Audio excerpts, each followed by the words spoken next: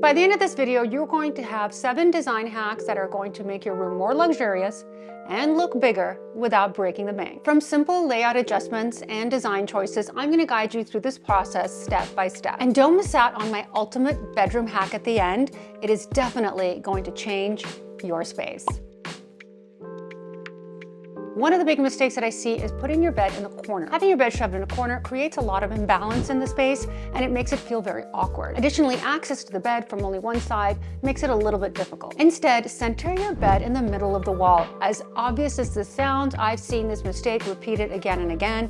Make sure that you have enough space for 2 nightstands, and you want to have approximately 24 to 36 inches of clearance around your bed for easy flow and movement. In some cases, I understand placing the bed in the corner is the only solution for those of us in tighter, smaller spaces. You can embrace the corner space, absolutely, but there are ways of doing so. Make it seem more like an alcove, like it was done purposefully. Perhaps you have a curtain that sections off the area, or put it in a niche where a soffit might exist and make it very intentional. Now let's shift our focus to another important design element of bedroom decor, and that is proportion. Out of proportion furniture really disrupts the visual balance in a room and must be avoided at all costs. Oversized furniture not only make the room feel cluttered, but they take away really good real estate where you could be utilizing your space in a much more efficient way. Taller nightstands, my least favorite of all mistakes, make it ergonomically impossible to be able to nicely reach for your glass of water or to grab a book to read. Search for nightstands that are lower in height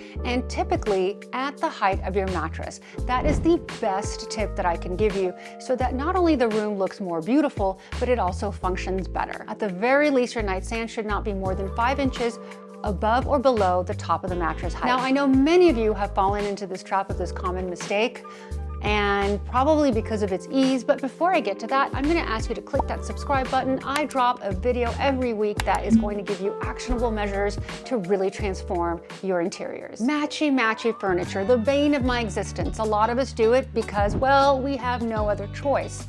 Or we go into a showroom and we purchase everything that is identical. That is a giant mistake.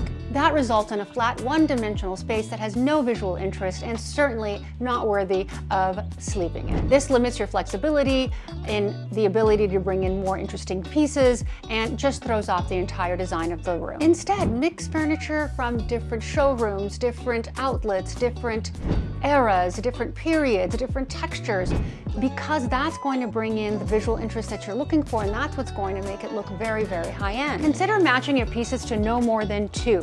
So for example, you can have a pair of nightstands or a pair of lamps, but that's it. Design mistake that is all too common and quite comical is the sense of having way too many pillows on your bed. This is a mistake that must be eliminated at once.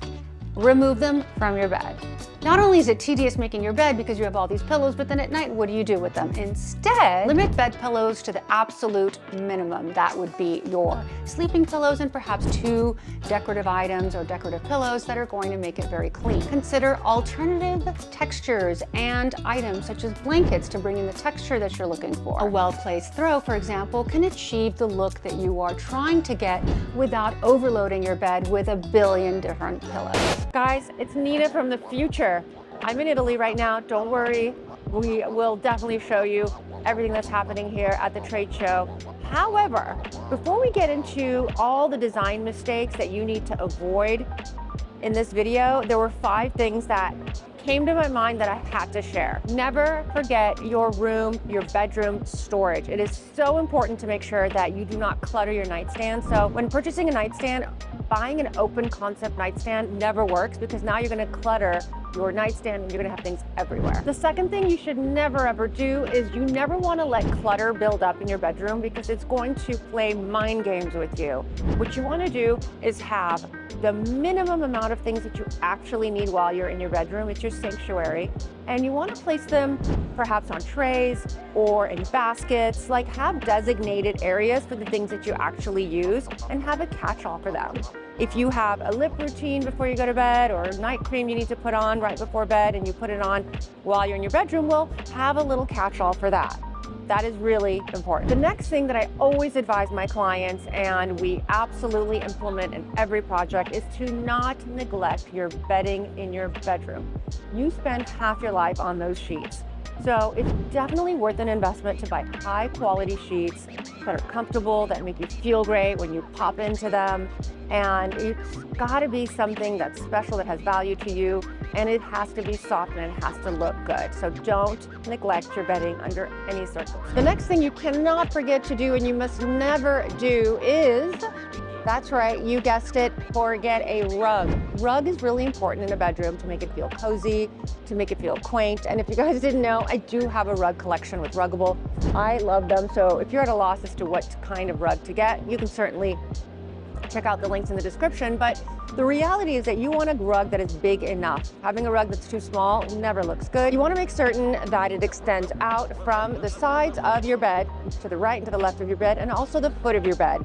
You want the rug to be big enough, because having a small rug in a bedroom is also a big faux pas. The fifth and final, most important thing that you must not do, or actually do, is take into account your position of your bed with relation to the door, because a lot of us believe in feng shui and the energy that it brings into the room. The layout of your room is fundamentally important in relation to the door, and this is what you have to consider. Even if you don't believe in feng shui, you still want your bed to be in a place that feels comforting. And having your bed face the door is always a bad idea. Why? Because the energy escapes the room, and it just doesn't feel good to have a door that's open where people can walk by and see you, or even if you live alone.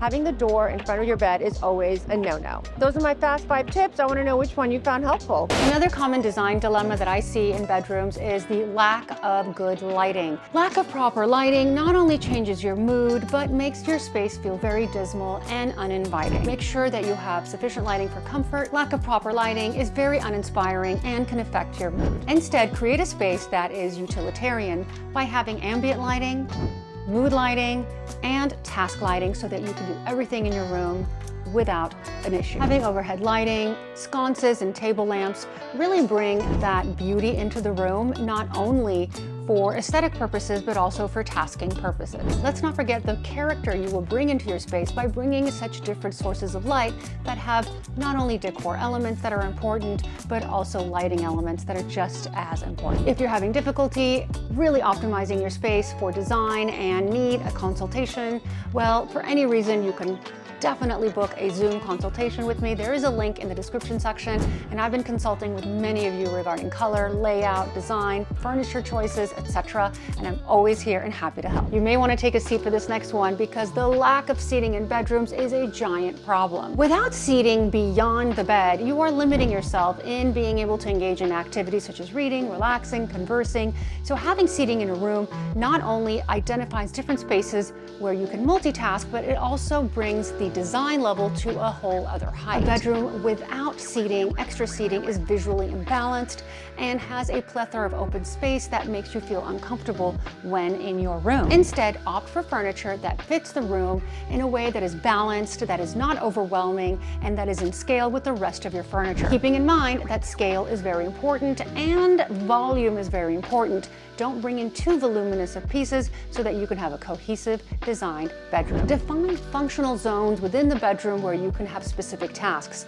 Perhaps you like to read by a window, then add a chair with an ottoman. Or if you love to eat in your bedroom, why not have a table and chair in a situation that allows you to be able to do so? Considering adding ottomans and benches for a variety of reasons, such as multitasking and for extra storage solutions. Make your room work for you and not vice versa. For those of you that are asking today, I'm wearing a new pair of jeans from the Frankie shop. This is a combination of jean materials that makes it very visually interesting, and my top is a brand new t-shirt that I love from Cause. This is in white, and I'm wearing my Balenciaga burgundy shoes. Another common issue that I see in bedrooms that are a big no-no is the fact that you're putting oversized furniture and blocking the light in front of the windows. Putting large furniture in front of a window makes the space feel gloomy and very uninviting. You want to avoid this at all costs. It truly detracts from the visual flow of the room and makes you feel a little awkward when stepping into the room, as you can tell from these pictures. It also diminishes the sense of tranquility tranquility and zen-like feel that you want to create in your bedroom. Instead, rearrange your furniture to allow maximal lighting to come into the room without the cumbersome furniture that is blocking such natural light. Opt for low-profile furniture that will allow maximum lighting to come into your room. Now that we have the tools you need to optimize your bedroom design, well, I'm here to give you storage solutions. See you there.